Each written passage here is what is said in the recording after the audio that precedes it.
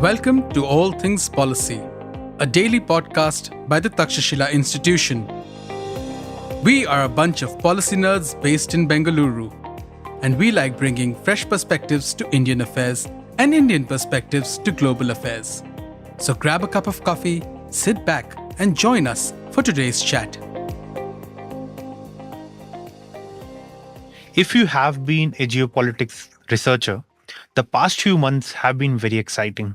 There's so much happening around, even international conferences and events, which used to feature boilerplate, usual speeches, have become so interesting. Take, for example, what the German Chancellor and UK Prime Minister spoke about in the latest high profile international event, the Munich Security Conference, or MSC in short. Closely following the heels of the World Economic Forum meeting in Davos last month, MSC conversations centered around just one man who has caused so much chaos globally. But arguably, one place where this chaos is most felt in a very comprehensive sense is in Europe. The Europeans are wondering about the future of the transatlantic partnership. Now, what exactly unfolded at the MSC? What are the key highlights? What does it mean for Europeans and even India? To answer these questions, I am joined by Manoj Kewalramani, chair of the Indo-Pacific Programme. Now, Manoj has just returned to India after attending the MSC and has noted many prescient reflections. I am Lokendra Sharma, tech geopolitics researcher with Takshashila. And I'll start with the first question on Marco Rubio's speech, which I think garnered the most attention at MSC because it stood in sharp contrast, or maybe not that sharp, to what J.D. Vance spoke at MSC last year and lectured Europe on so many things. So I think, Manoj, you had an opportunity to hear that speech. So what were your reflections? What did you think? Was it mellowed down version of J.D. Vance? Or as you have, I think, written J.D. Vance without a beard? Yeah. Yeah, so I think that the quote that this was J.D. Vance without the beard, I mean, I would love to claim credit for it, but it was one of the, a very seasoned American participant at the MSC who made that remark at one of the side events at the conference.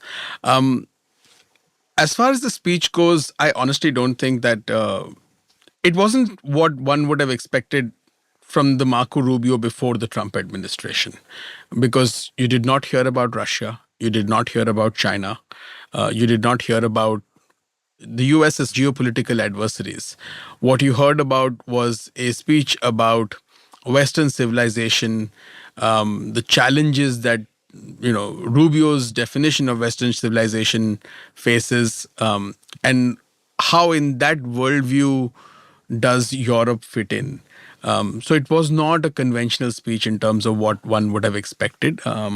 It therefore is in line with whatever the MAGA foreign policy is.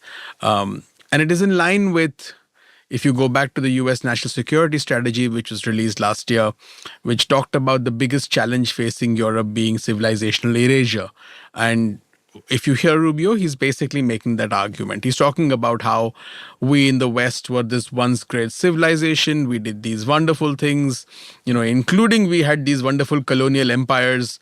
And now we've reached a point where we became soft in some way for various reasons. And we adopted certain values, which, for example, he talked about the dogmatic vision of free and unfettered trade, outsourcing of our sovereignty to international institutions, the appeasement of a, quote, climate cult, support for a world without borders, which is his immigration issue.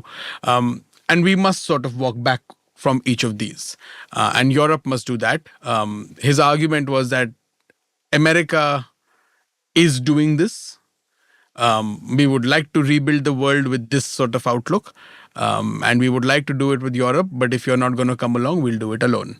But then again, there was a bit of, we would really like to do it with you, and we are inseparable in so and so ways. So in that sense, it was very J.D. Vance, right? It wasn't very different, and it wasn't your conventional speech. He didn't even particularly talk about the war in Ukraine, which is a genuinely big security issue, right? Yeah. So that just tells you that it wasn't your conventional speech, and it wasn't anything really different from J.D. Vance. It was just probably less, it included its own bit of lecturing.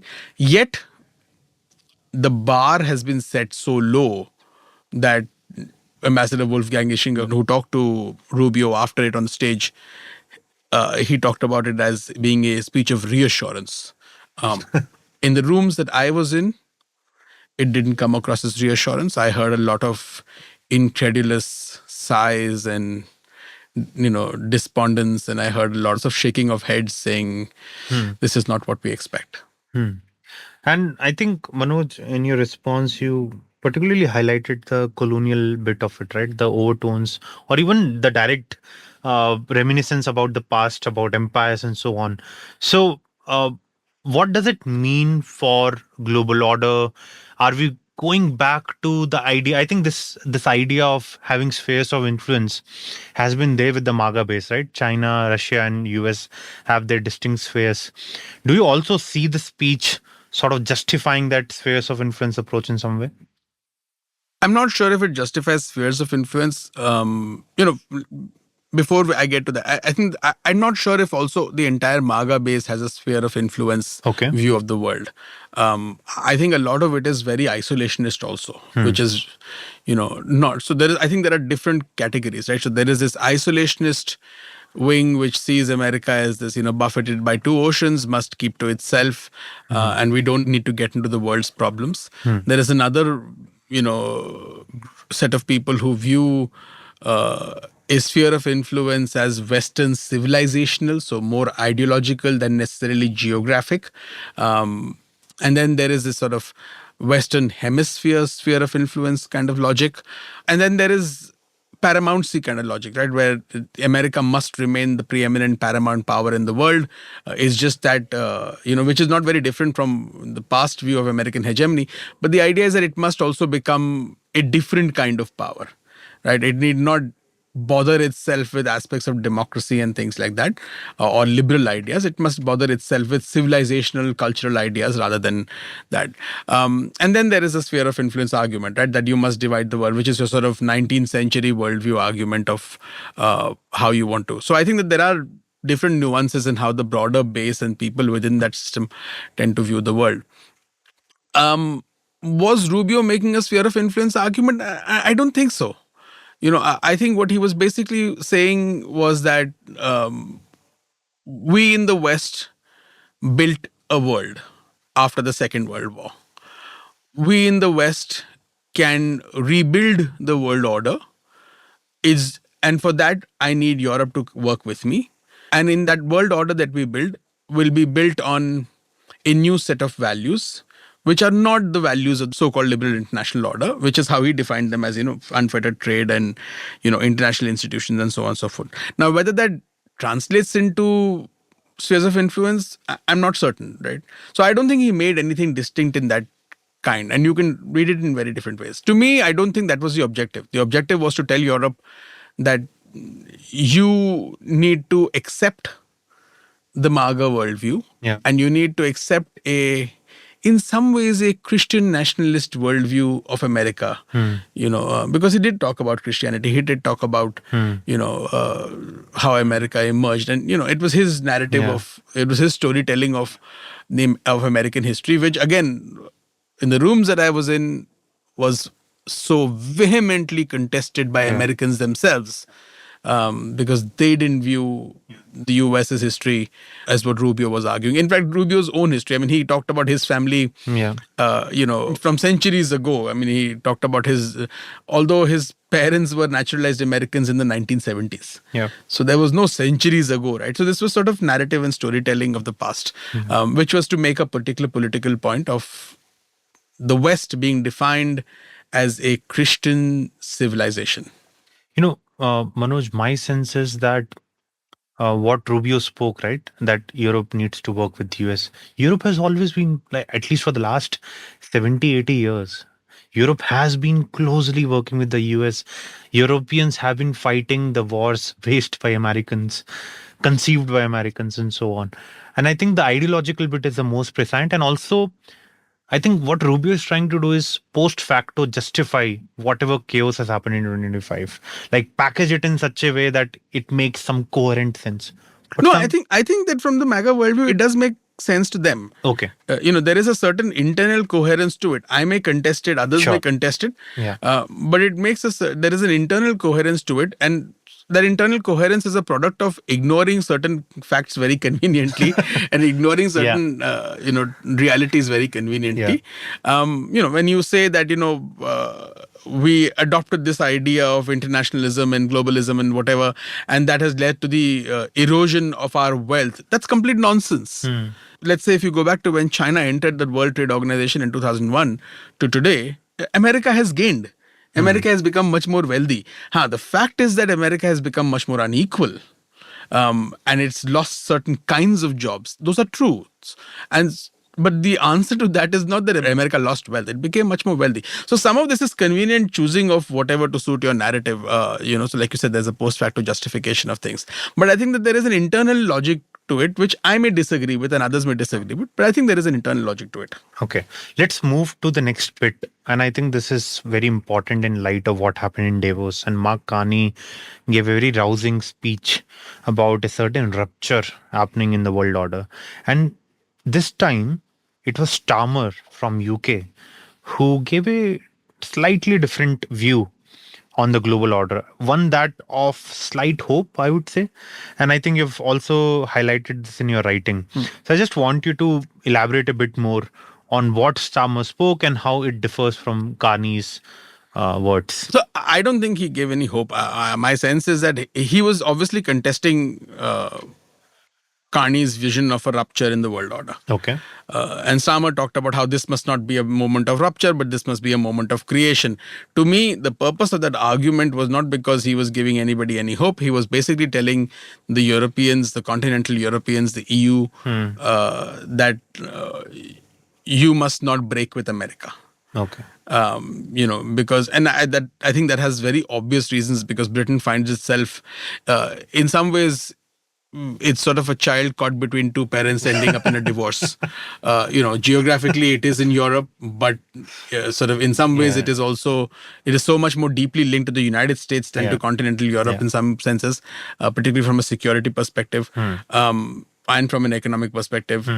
Obviously there was Brexit, so Britain exited European governance systems. So I think that it's sort of caught between two worlds right now.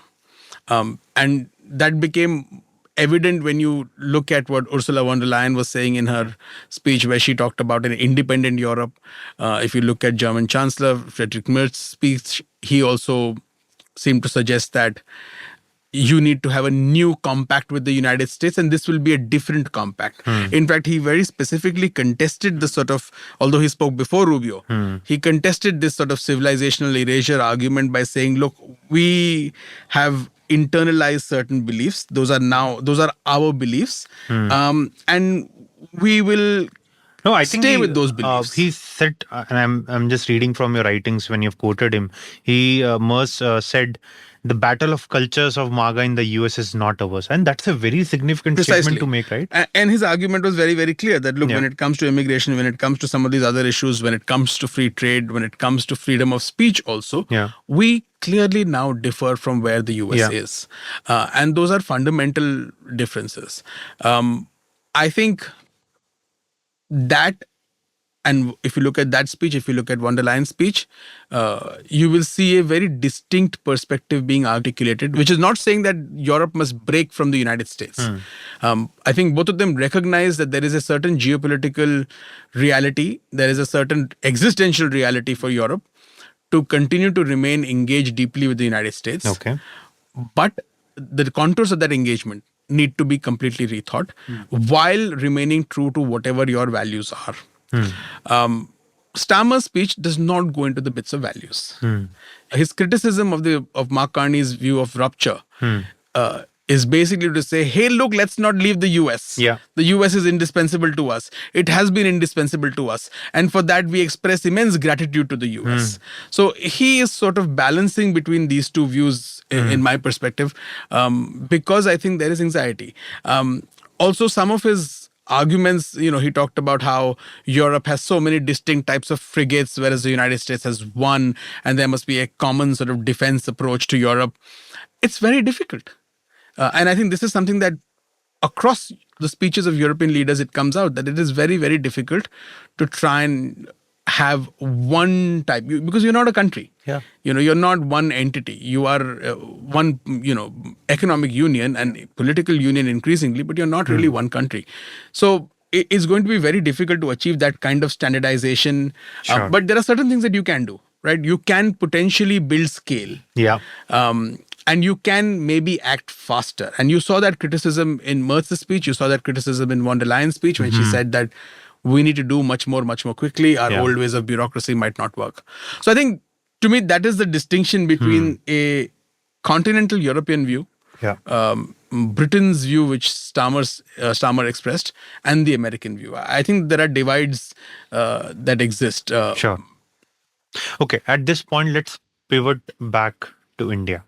And at Takshashila Institution, we have been arguing that to overcome geopolitical coercion and the very difficult position India finds itself in 2026, India should push for sectoral plurilateral blocks spanning multiple sectors from AI through DPI to biotech and so on. And we have proposed, I think, 12 of these blocks at Takshashila as well. Now, when you had a lot of conversations with stakeholders from across the world, I believe, at Munich, what was the reception you think these ideas had, especially when you spoke with rising aspirational non-US, non-China countries? Look, I think there was a lot of conversation around the idea of what so-called middle powers can do together, which again goes back to the Carney point. I think that theoretically there are convergences. Everybody seems to be on the same page saying that, look, we don't want to be coerced by the Chinese or by the Americans. But what do we do together, and how do we materialize some of this cooperation? It's still nascent stages, to my mind, some of these conversations, right? I think that there are strengths that different countries bring to the table, but their strengths are also predicated on their engagement with the US and China. Just like in India's case, right? India can be a massive manufacturing hub for several countries, but a lot of the components that we get for manufacturing what we are building are coming from China. So your supply chain linkages will remain. So that's the first point, that whatever you may do together, you can't do it decoupling from the US and China. Yeah. You will have to have some sort of engagement with them. That will also mean, and that's the second point, that companies who are in the process, who will actually give shape to this policy. Governments may say, let's de-risk in rare earths, but it's actually enterprises who have to do these things. Enterprises are largely private who are going to do these things. For them, the profit motive is the primary motive. And you want that profit motive to sustain. Given that, they will look for the most efficient, most cost-effective outcomes.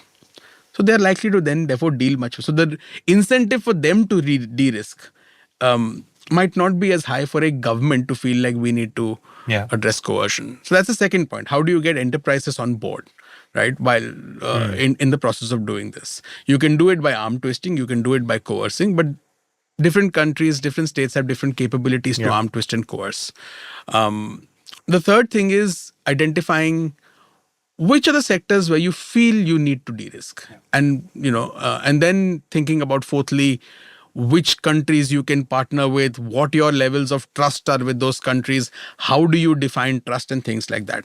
So I think there are these 4 or 5 big issues that come up when you have these conversations about creating like-minded policies, creating groupings on specific issues, because there is going to be a strategic impact of whatever grouping you create, right? The US and China will react to what you do. So I think, given that, the thing that I took away from some of these conversations, and this was a proposal that I had made in some of the conversations that I was part of, was that it is firstly important for whatever countries want to make whatever kind of grouping to come together and discuss with some minimum threshold assessments of at what level in a particular sector, how do we define coercible potential in that sector. So, for example, if it is the auto sector, and Germany, the auto sector has a significant socio-political impact. If Germany wants to de-risk in supply chains of the auto sector, can it work with India and other countries? And at what level in a particular component of the auto sector does it decide that 30% of this particular component must come from diversified partners or whatever? That means we have de-risked. That means the supply chain is diverse enough that yes, while we continue to engage with China and maybe get 45% of that particular component from China and the remaining from the US or whatever, at least a threshold of 30-35% is minimum that we have diversified.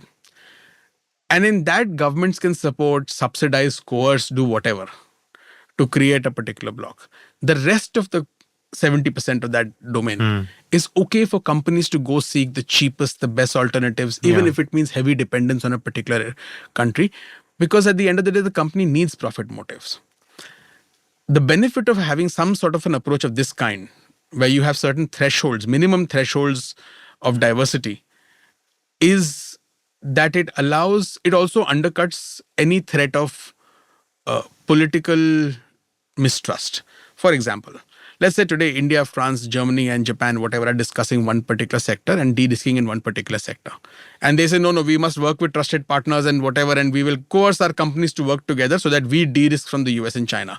And then that, let's say it's the auto sector only. And then that one big Japanese auto company and one big German auto company goes and cuts massive deals with Chinese companies. Because the governments there can't stop the private company from doing that, right? Unless you nationalize these companies, which is a stupid thing to do. So then the Indian side will say, oh, well, look, you took us for a ride. We were talking about this and you went and cut a big deal over there. Yes. And that will erode political trust. So therefore, I think some degree of threshold-based diversification might be a good way. But again, for that, you need to sit and think about what is a sector in which there is a challenge for India compared to challenge for Germany, compared to challenge for France or whatever else. And accordingly, then you come up with some sort of minimum sort of, in India, we've had histories of coalition politics. So you come up with some sort of common minimum program on which basis. That's for the threat-based. The second part is the opportunity-based cooperation, which is where you may look at future domains.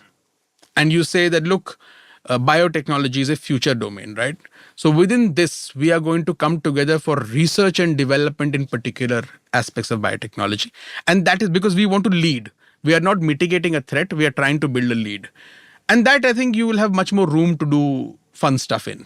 Yeah. So I think those are the two big things that I would say in terms of recommendations, while keeping in mind the first 4-5 points of what are the kind of challenges. Sure. Okay. Thanks, Manoj. I think that's a very practical, implementable bit in terms of threshold defined diversification, and certainly an idea worth pursuing and thinking about. Final question for this particular episode. What was the level of Indian representation at Munich? When you mean Indian, you mean private individuals or government? First, I would ask you about the government stakeholder, like from ME and others, and then maybe business. So, obviously, the External Affairs Minister was there. Finance Minister Nirmala Sitharaman was also there. I don't know if there were other ministers. I don't think so, but I don't know. And they had a few people with them from government. But there was a sizable... So this year at the Munich Security Conference, they established an India track. I know there are a couple of think tanks from India tend to do regular conversations at the MSC.